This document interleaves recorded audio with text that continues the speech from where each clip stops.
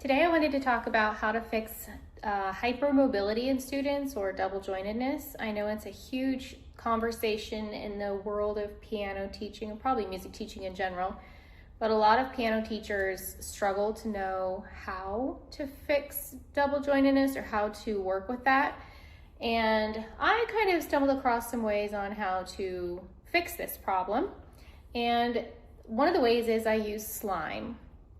I use miniature slime. You can buy these in bulk off Amazon. And I got the idea to use slime from Irina Gorin, who I've studied her pedagogy courses and kind of learned her methodology. And she uses the slime to teach students to touch the keys gently and use the arm weight, which works great. But I kind of discovered that it also helps with the hypermobility in students. And the reason why is the slime kind of adds a bit of a support system in a way to them, to their double joints, because pianists in general have to work on not collapsing this joint, okay? They want to collapse this lower knuckle joint. All piano students want to do this. It's kind of hard to show on this. We'll do it up here. But I'm kind of collapsing that knuckle joint. You see that a lot.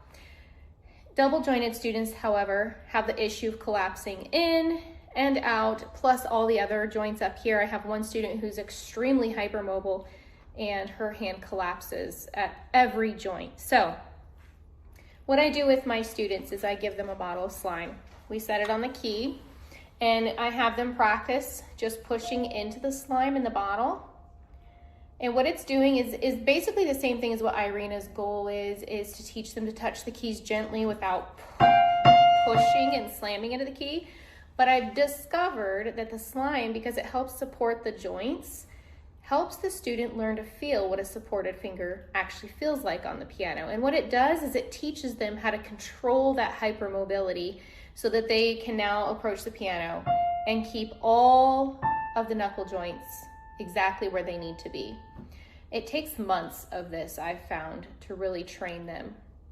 So I have them do that. They can also practice it. You know, one of my students, she said she watches television and just practices poking her fingers into the slime. We don't do it with the thumb. We just do it with the second through fifth fingers. And she will sit there and do this all the time. She does it so much that her slime dries out, and she's had to get probably about 5 bottles of slime, which most students can get away with 1 or 2.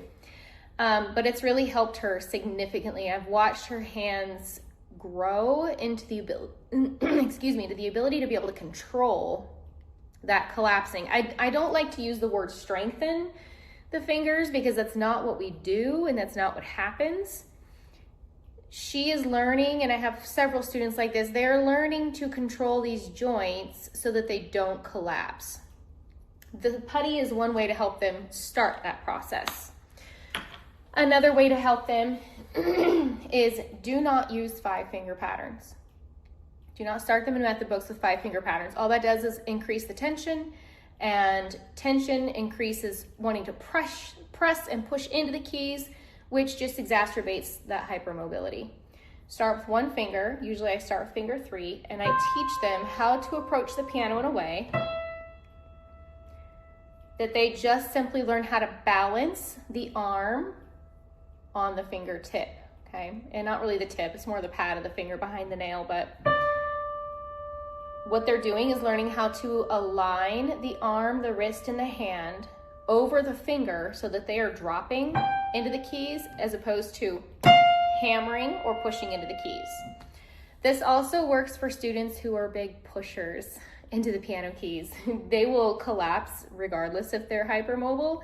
So this process also works for those students. I have some students that come to me that are extremely tense, and I'll make a video on that another time on how to deal with extremely tense beginners.